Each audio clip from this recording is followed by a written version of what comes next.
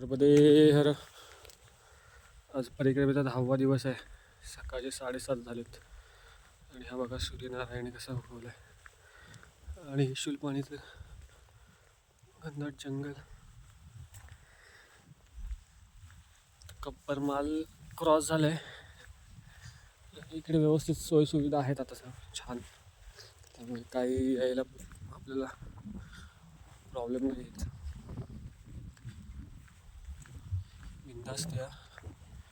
फक्त मध्ये एक डोंगर लागतो 2 किलोमीटरसाठी.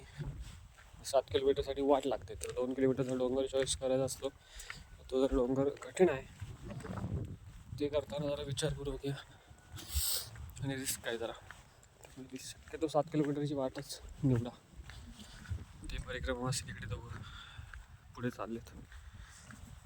पूर्ण सातपुडा पर्वतरांग मध्ये हर